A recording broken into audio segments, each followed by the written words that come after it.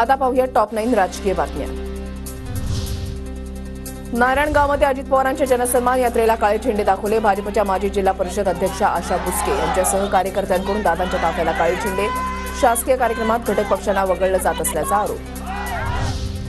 अजित पवारांनी पालकत्वाची भूमिका पाळली नाही, माहिती मान्य नसल्याचं अजित पवारांनी जाहीर करावं। भाजपच्या माजी जिल्हा परिषद अध्यक्षा आशा बुचकेंसह कार्यकर्ते आक्रमक। काही गैरसमज असतील तर दूर करण्यात येतील। भाजप कार्यकर्त्यांनी अजित पवारांना काळे झेंडे दाखवल्यानंतर भुजबळांची प्रतिक्रिया। टाइम्स मॅट्राईजच्या सर्व्हेनुसार महाराष्ट्रामध्ये मविया महायुती कुणालाच बहुमत नाही, अपक्षांच्या हाती सत्तेची चावी, सर्व्हेमध्ये दावा। टाइम्सच्या सर्व्हेनुसार भाजपला 95 ते 105, शिंदे गटाला 19 ते 24 तर ठाकरेंना 26 ते 31 जागांचा अंदाज। काँग्रेसला 42 ते 47 जागा मिळणार असल्याचा टाइम्सचा सर्व्हे।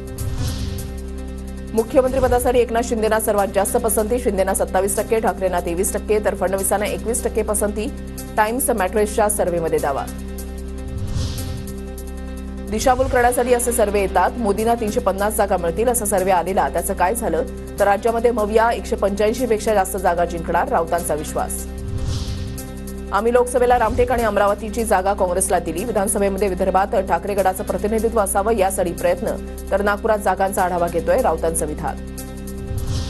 विधानसभेच्या निवडणुका नोव्हेंबर महिन्यामध्ये लागण्याची शक्यता, मुख्यमंत्री एकनाथ शिंदेंकडून संकेत, नोव्हेंबरमध्ये पार्सल पाठवा, पुण्यातील लाडकी बहीण योजना शुभारंभ कार्यक्रमात वक्तव्य।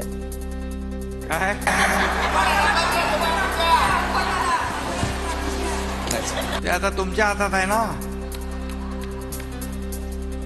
नोव्हेंबर मध्ये पार्सल पाठवा।